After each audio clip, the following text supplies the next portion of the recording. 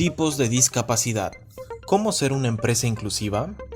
En la actualidad varias empresas desean convertirse en empresas inclusivas de personas con discapacidad, pero solo algunas trabajan bajo esta perspectiva, es decir, diseñando y proponiendo estrategias para lograr la igualdad de oportunidades para las personas con discapacidad, así como reduciendo las barreras que impiden su acceso y desenvolvimiento pleno en el trabajo. Yo quisiera que mi empresa labore bajo la perspectiva de la discapacidad, entonces, ¿qué debo hacer? Lo primero es conocer más sobre la discapacidad. Empecemos.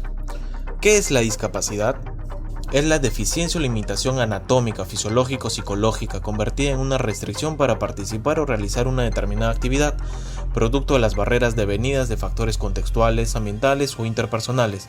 Como se puede observar, si bien se trata de una deficiencia como un impedimento físico de la propia persona, también consiste en la restricción impuesta por los otros actores, de modo tal que la discapacidad no puede entenderse sino desde el aspecto social.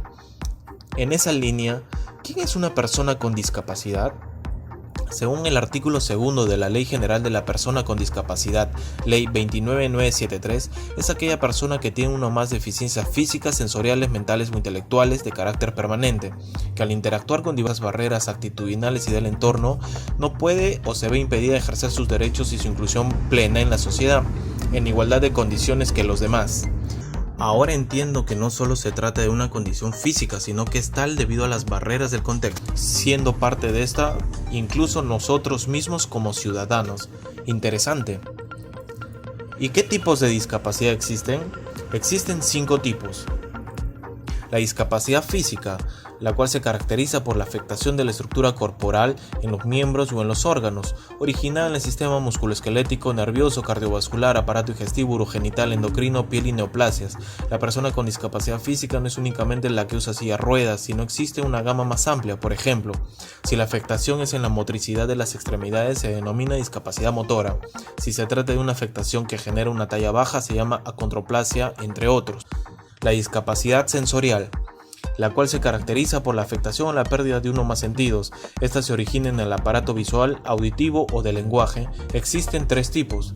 La discapacidad visual, que implica la deficiencia total o parcial de la vista. La discapacidad auditiva, que consiste en la pérdida o normalidad del sistema auditivo.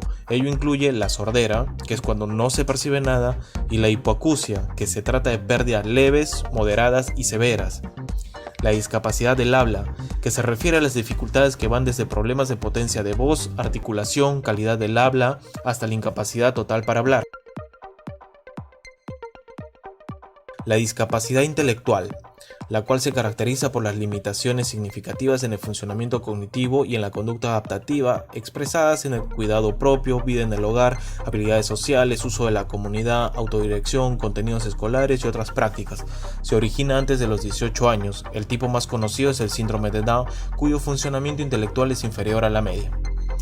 La discapacidad del desarrollo, la cual se caracteriza por trastornos en las capacidades de reconocimiento social, comunicación social, patrones repetitivos de conducta, tendencia a la rutina y dificultad en la imaginación social. Se refiere en esencia a los trastornos del espectro autista, que incluye el autismo clásico, el síndrome de Asperger, el síndrome de Rett y otros. Y la discapacidad mental o psicosocial, la cual se caracteriza por alteraciones en los procesos cognitivos, razonamiento y memoria, y afectivos, expresados desde leves alteraciones de comportamiento, pensamiento y relaciones interpersonales, hasta alteraciones en la comprensión de la realidad. Los más comunes son el trastorno bipolar, la esquizofrenia y la depresión. Veo que existe una gran variedad de discapacidades y por lo tanto las personas con discapacidad son un grupo heterogéneo. Pensar que muchas veces los encasillamos solo en algunos tipos. ¿Qué más tengo que hacer para ser una empresa inclusiva?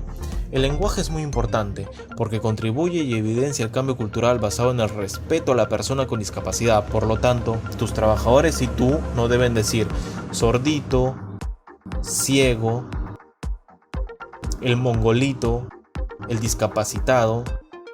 Tampoco se dice personas con habilidades especiales, personas con habilidades diferentes o persona discapacitada.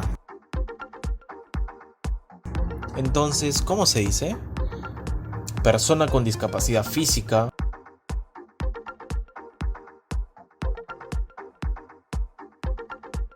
persona con discapacidad intelectual, personas con discapacidad auditiva, etc.